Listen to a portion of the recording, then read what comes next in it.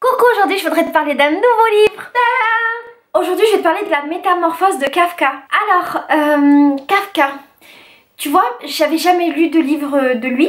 J'entendais beaucoup ce nom Kafka, kafkaïen, machin, machin. Et à mes yeux c'était quelque chose d'hyper compliqué. Le mot Kafka, en fait, Kafka c'est le nom du mec qui a écrit. Tu vois, ça me donnait une image d'un truc embrouillé, compliqué, machin, machin. Et un jour, un ami m'a offert la métamorphose et il m'a dit qu'il fallait absolument que je le lise. Donc, je me suis lancée dans ce tout petit livre de Kafka. Donc, dans un premier temps, je vais te dire de quoi ça parle. Dans un deuxième temps, je vais te dire ce que je n'ai pas aimé dans le livre. Et dans un troisième temps, je vais te dire ce que j'ai aimé dans le livre. De quoi ça parle? Alors, comme je t'ai dit, moi, j'ai jamais lu du Kafka. Je connaissais pas son délire et compagnie. Et comme tu le sais, j'ai l'habitude d'aller voir les commentaires sur Amazon de tous les livres avant de les lire. Je sais, c'est bizarre, mais je fais ça depuis à peu près toute la vie, sauf qu'avant c'était pas forcément sur Amazon que j'allais voir. Et à peu près la terre entière trouve que ce livre est un livre de génie. Et tous les gens à qui j'en parle trouvent que c'est un livre de génie. Et on m'a même parlé dans le métro quand j'étais à Paris et que je lisais le livre. Je l'ai lu un petit peu à Paris et je crois aussi je l'ai fini à Londres. Il y a des gens qui m'ont parlé de ce livre, tu vois, genre ouais, tu lis Kafka, il est trop bien, machin, machin. Si. Et alors du coup, voilà, je partais hyper confiante en me disant bon, peut-être que c'est pas si compliqué que ça, il a l'air d'être aimé, ça va être trop bien la vie. Du coup, de quoi ça parle? Alors l'histoire elle est simple, bizarre mais simple. C'est l'histoire d'un mec qui se réveille un matin et qui est un cafard. Pour résumer, donc c'est un mec qui vit chez ses parents avec une sœur, qui bosse vachement pour pouvoir aider ses parents, qui a plein de responsabilités. Un matin il se réveille, c'est un cafard, c'est bizarre mais dans l'histoire normale. C'est un cafard, sa famille le découvre, le déteste et il y a plein de scènes autour de sa nouvelle condition de cafard. Voilà. Alors, qu'est-ce que j'ai pas aimé dans le livre? En fait, j'ai été déçue de pas avoir aimé ce livre. Je te le dis du coup, pardon. Bah ouais, voilà, j'ai pas vraiment aimé ce livre. J'étais un petit peu déçue de moi de pas l'avoir aimé parce que je me suis dit peut-être que je suis pas assez intellectuelle pour l'avoir aimé. Peut-être que je suis trop bête ou peut-être que j'ai pas lu assez de livres de grande littérature, tu vois, ce qui est le cas. J'ai énormément lu mais pas forcément de la littérature classique qui m'a jamais véritablement intéressée. Donc voilà, je me suis sentie un petit peu bête et quand je voyais que tout le monde l'avait trouvé fantastique, bah, ça me confortait un petit peu plus dans l'idée que j'étais stupide et donc... Je sais, tu vas me trouver mongole, mais je te jure, c'est vraiment ce à quoi j'ai pensé en toute sincérité. Et que je pense encore, hein. Je pense que je suis pas assez intelligente, du moins pas assez cultivée pour accéder à ce type de bouquin. Et du coup, voilà, il y a eu ce sentiment-là qui n'était pas très cool pendant le livre. Après, j'ai pas compris en fait, je crois que j'ai pas réussi à accéder à ce qui était exceptionnel dans le livre, véritablement. J'ai pas compris, j'ai trouvé l'histoire intéressante, je vais y revenir après, sur plein d'aspects, mais fondamentalement très banal et pas... Je sais pas, ouais, j'ai rien trouvé de particulièrement... Enfin, j'ai pas trouvé ce qui avait rendu ce livre culte. Et en fait, finalement, je suis retournée voir les commentaires d'Amazon et je me suis rendu compte que j'étais passée à côté de beaucoup de choses. Et j'ai compris qu'il y avait tout un aspect philosophique et psychologique que j'avais carrément pas vu. Donc pour en revenir à est-ce que j'ai accédé vraiment au livre ou pas, je crois pas. Et voilà, je sais pas, je saurais pas te dire comment ça se fait que... Je sais pas si j'ai lu des livres complexes dans ce délire là dans ma vie. Je sais pas si c'est moi qui suis gogol ou si peut-être tu peux pas être gogol et pas comprendre tout simplement, et peut-être que le livre c'est comme une rencontre, tu vois, et qu'on peut être de belles personnes et pas être capable de le voir. Peut-être que le livre il était exceptionnel et que je suis un petit peu intelligente mais que j'ai pas été capable de le voir, je sais pas. Mais je reste sur ce sentiment là d'un truc raté en fait, je sais pas. Alors du coup on va passer à ce que j'ai aimé parce que j'ai quand même aimé des trucs. Donc comme je t'ai dit, l'histoire elle était pas exceptionnelle. C'est l'histoire d'un mec qui se réveille en cafard. Bon oui, c'est cool, hein, c'est rigolo, le parti pris est intéressant parce que ben, c'est quelque chose d'absurde et je crois que c'est fait exprès que ce soit absurde. Pour pouvoir mettre l'accent sur plein d'autres aspects du livre. Donc j'ai trouvé que l'idée était intéressante. L'écriture était fluide, on comprenait les trucs, il se passait pas 10 000 choses.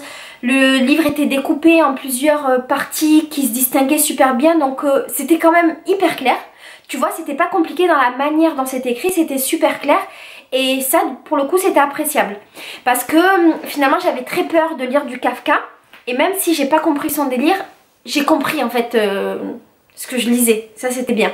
Après, ce que j'ai vachement aimé, c'est que dans le livre, il y avait donc la partie où t'as l'histoire et toute une partie en bas avec des explications. Alors, c'est un petit peu fastidieux, tu vois, quand il y a des trucs comme ça, parce que tu t'arrêtes pour aller lire l'explication, la référence, le machin.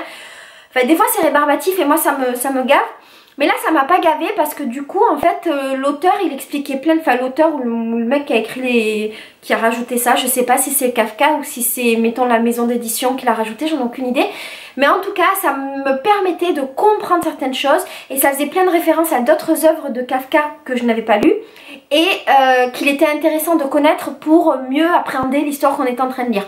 Donc, ça m'a plutôt plu pour le coup qu'il y ait des annotations. Alors je te disais que j'étais passée à côté de plein de choses, mais finalement il y a quand même des trucs que j'ai compris. Ce qui est intéressant dans le livre par exemple, c'est que Kafka va parler de la relation donc du mec là, du mec cafard au travail, parce que c'est un mec qui se tue au travail, c'est un livre qui date de l'ancien temps, tu vois, 1900 quelque chose. Et donc tu sais, c'était l'époque ouvrière ou l'époque où ton patron il avait un petit peu le droit de vie et de mort sur toi, quoi, où si tu venais pas travailler, il venait chez toi pour comprendre pourquoi t'étais pas venu et il pouvait te virer pour un oui, pour un non.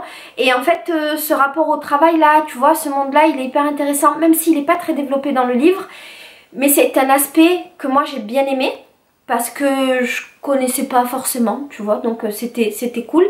Et ce qui est super intéressant, surtout dans le bouquin, c'est les rapports familiaux en fait, et la manière dont les rapports familiaux changent et évoluent en fonction du livre.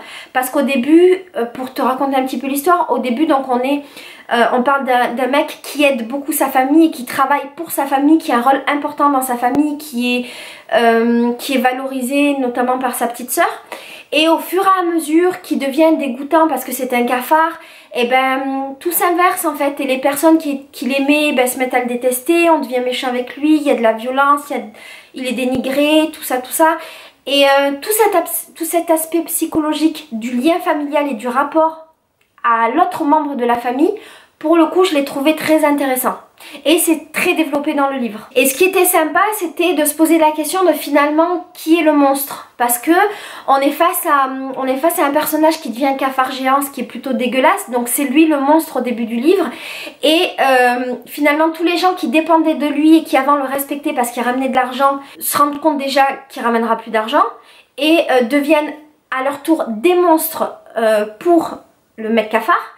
Et donc tu vois cette transformation de qui est le monstre et qui est le méchant de l'histoire finalement, ben ça c'était super intéressant à lire et super intéressant de comprendre en fait ces mécanismes là. Donc voilà, pour conclure, je dirais que je suis pas convaincue d'avoir envie de relire un Kafka dans ma vie. Je suis pas convaincue d'être capable de relire un Kafka. Je reste avec ce truc là, tu vois, de la frustration, j'ai un mélange de frustration et de fierté. Je suis fière d'avoir lu du Kafka, mais je trouve ça un peu... comment te dire? J'aime pas ce truc pompeux de dire qu'on a lu des classiques avec des noms connus comme ça pour faire genre j'ai lu des classiques. Tu vois, j'aime pas ce délire. Et en fait, je me rends compte que quand je dis autour de moi que j'ai lu du Kafka, ça entraîne un petit peu de respect, ça amène un petit peu de respect. C'est-à-dire que les gens, ils sont là, waouh, t'as lu du Kafka. Et c'est un truc que j'aime pas, en fait. Parce que tu vois, j'ai lu du Kafka, mais je l'ai pas compris pour autant. Et je crois pas que je sois sortie plus intelligente de Kafka. Alors que je peux lire des livres... super populaires, très basiques et qui vont m'apprendre 10 fois plus de choses. Du coup je suis mitigée, tu vois, ça m'a pas donné envie forcément de lire des classiques, ça m'a pas donné forcément envie de lire des grands noms de la littérature. Je suis quand même hyper fière d'avoir lu un Kafka, mais encore une fois j'aime pas cette fierté là, elle me gêne et je suis frustrée de pas avoir compris, mais ce livre a une dimension particulière pour moi parce que c'est un ami qui me l'a offert et que du coup bah, vu que c'est un ami, ça lui donne beaucoup de valeur, voilà. Je crois que c'est tout. Bon, je te fais des bisous. Ah oui, est-ce que je te le conseille ou pas? Si tu veux te la péter, dire que tu as lu du Kafka, vas-y. Parce qu'il est facile. Si tu veux tenter le coup parce que tu penses que tu as les capacités intellectuelles, et je suis persuadée que tu les as, fonce. Si tu veux tenter le coup parce que tu ne sais pas si tu as des capacités intellectuelles, fonce. Mais après, Voilà. Je te fais des bisous, je t'embrasse très très très très fort et vive les livres faciles et accessibles. Vive la culture accessible. Je t'aime fort.